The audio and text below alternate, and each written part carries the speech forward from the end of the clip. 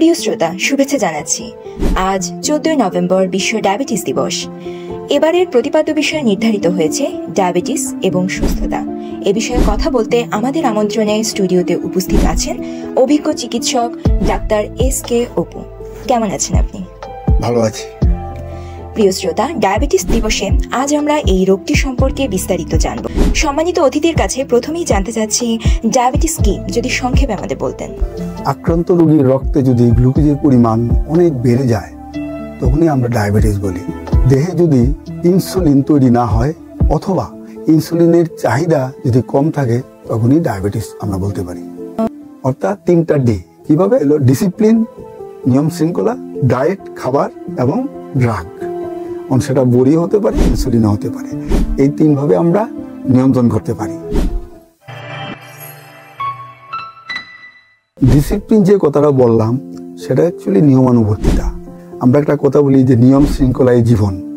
সেটার মধ্যে যে আমাদের চলাফেরায়, কাজে কর্মে অথবা আহারে সব ক্ষেত্রে আমাদের নিয়ম মানতে হয়। এবং শুধু তাই না, এই ডিসিপ্লিন কিন্তু সবচেয়ে প্রয়োজন একজন ডায়াবেটিসের রোগী। বিশেষ করে আমরা বলি যে সে চিকিৎসকের পরামর্শ নিয়ে বা একজন পুষ্টিবিজ্ঞানের পরামর্শ নিয়ে তার খাদ্য নিয়ন্ত্রণে রাখতে হয়।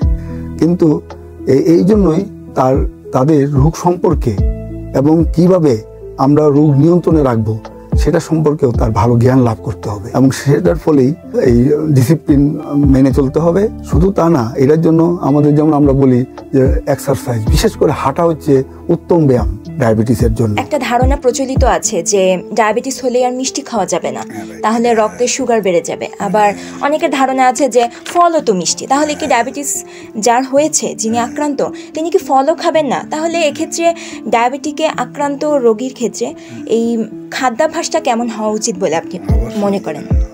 ঠিক আছে, বিশেষ করে চিনি জাতীয় খাবার আমরা বলি না যে খেতে পারবে না, সে খেতে পারবে, কিন্তু তার একটা মাত্রা আছে। কারণ তবু আমরা বলি, কারণ শর্করা জাতীয় খাবার, বিশেষ করে ভাত, দেখবেন অনেক রোগীরা 3 বেলায় ভাত খান, কিন্তু এটা মোটেই না। সে 1 বেলা খাবে পরিমাণ মতো, 2 বেলায় অন্যান্য খাবার খাবে। অর্থাৎ যে খাবারে শর্করা বেশি সেটাকে নিয়ন্ত্রণ করতেই হবে। কিন্তু সবচেয়ে বেশি খাবার আমরা বলি আমিষ খাবার, যেটাকে বলে প্রোটিন এবং শাকসবজি, এটাই বেশি খেতে হবে। দেখুন, শাকসবজি তো আমাদের দেশে কম না। বিশেষ করে আমি কতগুলি শাকসবজির নাম বলি, আপনারা আন্দাজ করতে পারবেন। বিশেষ করে পালং শাক, কলমি শাক, ডাঁটা শাক, লাল শাক, পুঁই শাক, পরে কচু শাক, মূলা শাক, এগুলো বেশি করে খেতে হবে। এছাড়া সবজির মধ্যে ফুলকপি, বাঁধাকপি, মূলা, শসা, ফুলকপি, কাঁচা টমেটো, কাঁচা পেঁপে, করলা, দেখেন কত আমাদের দেশে সবজি আছে। এইগুলি আমরা বেশি করে খাবো এবং এইগুলিতে সবজির মধ্যে ফাইবারের পরিমাণ বেশি শাকসবজিতে, যার জন্য আমরা খেলে দেখবেন যে চিনি নিয়ন্ত্রণে থাকবে। এবং প্রোটিন খাবারটা সেই ফল, অবশ্যই আমরা কিন্তু মিষ্টি জাতীয় ফল বেশি খেতে পারবো না, কারণ এটাতে সুগারের পরিমাণ বেশি থাকে। তাই আমরা কি করি, এই মিষ্টি জাতীয় ফলটাকে কম খাই। বিশেষ করে আমরা বলি যে ইচ্ছে মতো ফল খাওয়া যাবে। কোনগুলো? লেবু, জাম্বুরা, কামরাঙ্গা, জামরুল, কালো জাম, আমলকি, কচি ডাবের পানি, বিশেষ করে পাকা পেয়ারা, লিচু, আপেল, পাকা কলা এবং নাশপাতি, এই ফলগুলো আপনি ইচ্ছা মতো খেতে পারেন, কারণ এইগুলোর থেকে আমরা সুগার কম পাই। এ থেকে আমরা জানতে পারলাম যে ডায়াবেটিস নিয়ন্ত্রণে রাখার জন্য আঁশ জাতীয় খাদ্যের প্রয়োজনীয়তা সবচেয়ে বেশি। আরেকটি বিষয় যেটি প্রায়শই শোনা যায়, যেটি হলো প্রি ডায়াবেটিস, এ সম্পর্কে আমাদের যদি কিছু বলতেন। আচ্ছা, প্রি ডায়াবেটিস সম্পর্কে যেটা আমরা বলি যে এই যে একটা কথা বলেছি যে গ্লুকোজের পরিমাণ বিশেষ করে অভুক্ত অবস্থায়, খালি পেটে যেটাকে বলি, যখন 5.5 মিলিমোল পার লিটারের নিচে থাকে আমরা বলি ডায়াবেটিস না।